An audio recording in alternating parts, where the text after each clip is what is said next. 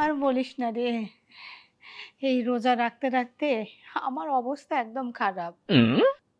সেহরির আগে গোসল, আবার সেহরির পরে গোসল, এই নিয়ে পুরো রমজান মাস আমার চলছে। এসব আবার কেন? আর রোজার মধ্যে এত গোসলের কি দরকার? তুই কিছুই বুঝিস না? তোর ভাই আমাকে এত ভালোবাসে যে রোজা রাখলেও ভালোবাসার কোনো কমতি রাখে না। আরে রমজান মাস সংযমের মাস, সবকিছু থাইকা একটু বিরত থাকতে হয়। তো জামাই রে, তোর উচিত ছিল একটু বোঝানো।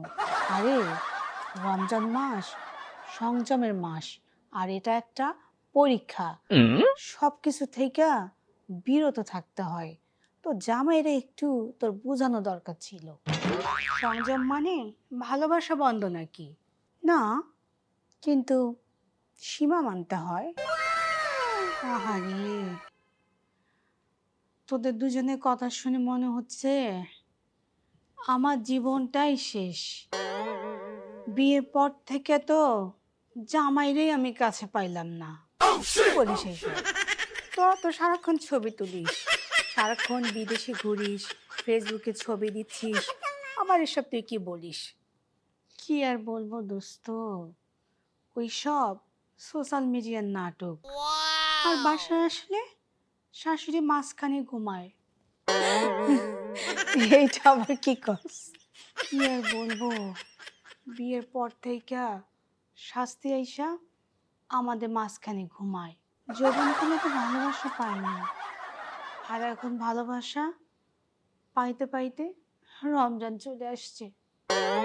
এইসব কি বলিস? তোর তো বাচ্চা কাচ্চা আছে, আর ভালোবাসা না থাকলে বাচ্চা কাচ্চা হইলো কিভাবে? আরে বুঝোস না, যখন শাশুড়ি বাইরে যায় তখন স্বামীকে পাই, এইভাবে বাচ্চা কাচ্চা হয়েছে।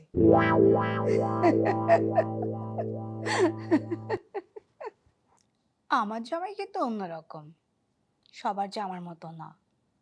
নিজ হাতে খাওয়াই দিতে হয়, আর প্রতি মাসে সোনার কিছু না কিছু আমার জন্য নিয়ে আসে। আর সামনে ঈদ, ঈদ স্পেশাল কি যে করবে আমার জন্য তোরা নিজ চোখে দেখতে পারবি। আমি আর মুখে কিছু বলতে চাই না। তোর কপাল রে, কপাল।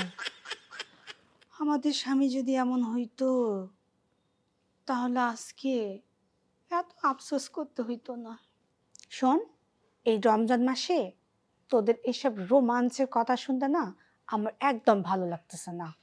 আমি ভাবছিলাম নামাজ হাদিসের কথা বলবো, আর তা না, তোরা শুরু করছিস যৌবনের কথা। আমার একদম এসব ভাল লাগছে না, যাই, আমি চলে যাই। এই যাস না, আর একটু বস। রমজান মাস তো কি হয়েছে, তিন বান্ধবী একসাথে হয়েছি, একটু গল্প টল্প করবো, তাতে তো এত রাগ করিস কেন? আরে শোন শোন দোস্ত, রাগ করিস না। আগামীকাল ইফতারের পর আবারও বসবো, তখন আর রোমান্স নিয়ে গল্প করব না, ঠিক আছে?